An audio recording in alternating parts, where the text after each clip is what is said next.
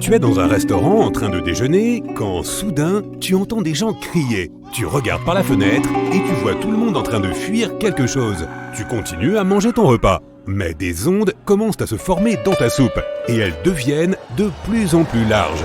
Les alarmes des voitures sonnent, les vitres se brisent, le sol gronde, la télé n'a plus de signal. Attends, pas de télé? Tu laisses tomber ta cuillère et tu sors. Tu vois de grandes silhouettes sombres qui rampent et se dirigent vers toi. Ton cœur bat la chamade, tes jambes tremblent. Pourtant, tu restes immobile et n'essaie pas de t'enfuir comme les autres. 9 ans plus tard, tu t'es laissé pousser une barbe impressionnante et tu as gagné pas mal de muscles. Tu conduis une moto depuis le début et tu aides les gens en échange de nourriture et d'un abri. Tu n'as pas de domicile fixe depuis l'apparition des insectes. Tu traverses la campagne où la végétation a pris le dessus sur l'architecture urbaine. Tous les panneaux publicitaires de l'époque pré-insectes sont effacés et recouverts de vignes. Les usines abandonnées au bord de la route sont maintenant des nids de reproduction pour les insectes. Tu passes devant pendant la journée sans te soucier de quoi que ce soit, puisque les mille-pattes sont des créatures nocturnes et qu'elles se chargent de nettoyer les déchets de la terre.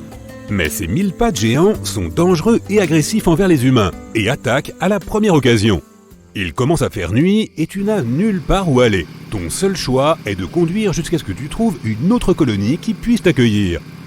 Le soleil se couche et tu peux entendre les insectes ramper à l'air libre. Tu sais qu'ils peuvent déjà te sentir. La route est couverte de pierres et de boue. Tu n'as pas d'autre choix que de continuer à rouler. Il fait nuit maintenant et tu peux voir ce qu'il y a devant toi seulement grâce à la lumière LED de ta moto. Tu entends le bruissement des mille-pattes qui se réveillent au son de ta moto. Ils s'élancent vers toi, mais tu t'écartes de leur chemin. Quelques mille-pattes sortent de sous terre et essaient de t'emmener avec eux. Mais tu réussis à t'échapper avec des dégâts minimes sur ta moto. Tu dérapes et conduis dans l'épaisse forêt comme un raccourci vers l'autoroute principale protégée par des gardiens. La forêt abrite d'autres insectes géants qui ont envahi le monde, comme des scarabées et des cafards géants, et ils ont toujours faim. Tu sors de la forêt et tu arrives jusqu'à l'autoroute. Les mille-pattes sont lents, mais les cafards sont rapides. Ils sprintent derrière toi, lorsque tout à coup, un piège jaillit sur les côtés et capture le cafard géant. Les autres insectes qui te poursuivent sont effrayés et s'enfuient. Les gardiens ligotent le cafard de la taille d'un bus et l'emmènent en ville. Ils te récompensent en te donnant de la nourriture et un endroit où dormir aussi longtemps que tu en as besoin. Tu entres dans la ville qui était autrefois un centre commercial et tu te trouves un endroit pour te reposer. Après le dîner, tu te diriges vers les lits superposés et tu essaies de dormir. Tu te tournes et te retournes, mais tu n'arrives pas à t'endormir. Tu es de retour au restaurant où tout a commencé. Mais cette fois, lorsque tu sors, tout est couvert d'insectes. Les bâtiments, les trottoirs et tous les magasins à l'intérieur.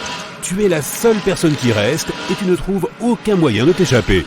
Même les gens se sont transformés en insectes. Les insectes grouillent autour de toi, mais tu te réveilles dans ton lit superposé, en sueur. C'était juste un autre cauchemar. Tu en as depuis que les insectes ont pris le pouvoir. Le lendemain, tu vois tout le monde rassemblé sur la place de la ville. Ils chuchotent tous entre eux. Tu te diriges vers le milieu et tu vois une grande patte qui appartient à un insecte monstrueux. Elle est de la longueur d'une piscine olympique. Son corps doit être 10 fois plus grand. Ils te disent qu'elle appartient à un scorpion. Il est en colère et veut se venger. Alors, avant qu'il n'attaque la ville pendant la nuit, les plus baraqués vont le chasser pendant la journée où il se réfugie dans une grotte. Tu t'équipes et prépares tout ce dont tu as besoin pour le voyage. Il n'y a que toi et 3 autres volontaires qui sont assez qualifiés pour cette mission. Tu enfourches ta moto et suis l'équipe jusqu'au lieu de l'opération. Les scorpions peuvent vivre dans presque toutes les conditions et celui-ci se cache dans une grande grotte qui était autrefois un lieu de pique-nique très populaire. Tu roules à travers la campagne et la région montagneuse. Ton cerveau se remémore les jours où tu profitais de ces endroits sans te soucier d'être la proie des insectes. Après quelques heures, tu arrives à destination et tu vois le trou où le scorpion doit se cacher. Tout le monde descend de son engin et ajuste ses lunettes de vision nocturne pour y pénétrer. C'est humide et collant. Même avec des lunettes de vision nocturne, il est difficile de savoir où tu vas. Tu suis l'équipe qui a déjà croisé ce scorpion. Ils ont beaucoup de mal à arriver jusqu'à lui.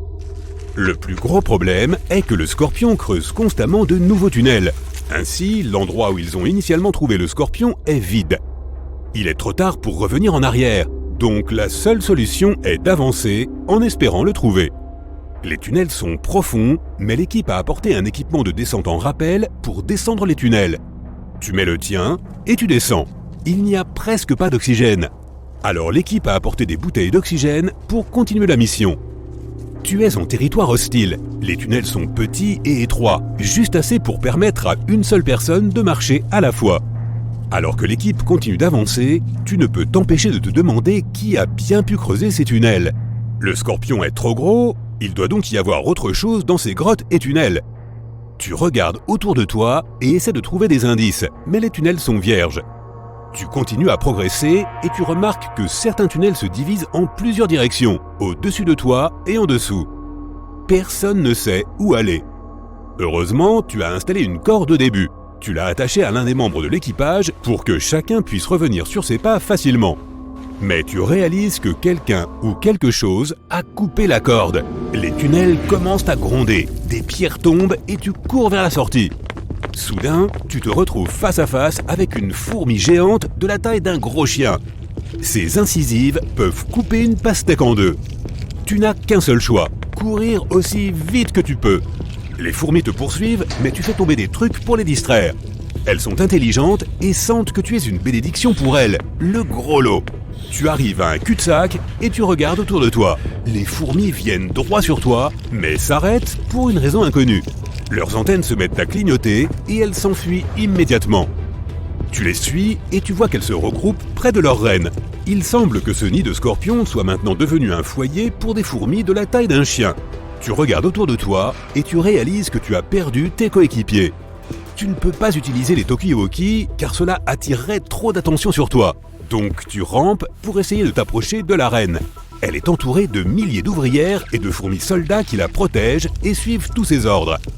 La bonne nouvelle est que tu vois enfin ton équipe.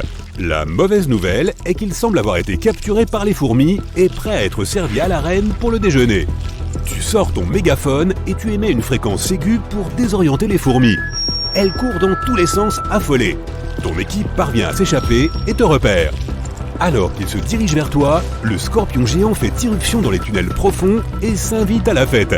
Toutes les fourmis se mettent en mode défense avant d'attaquer. Des milliers de fourmis de la taille d'un chien contre un scorpion de la taille d'un ferry. Il n'y a aucun moyen sécurisé pour toi d'assister à cet affrontement stupéfiant. Alors toi et les autres, vous vous échappez pour revenir à la lumière du jour. Une chose est sûre, le scorpion a détruit le nid des fourmis. Et les fourmis ne sont pas débarrassées du scorpion. Aucun d'entre eux ne sera plus une menace pour la communauté. Sur le chemin du retour, tu vois des insectes pacifiques qui parcourent le terrain et mangent de la végétation dans les champs voisins. Tu dis à l'équipe de rentrer à la base. Tu arrêtes ta moto sur le flanc d'une falaise et tu regardes le coucher de soleil. Une ombre se glisse sur toi par derrière. Tu te retournes et tu vois un humain transformé en insecte qui s'approche de toi comme un zombie. Ils sont des dizaines. Tu te précipites en ville pour prévenir tout le monde.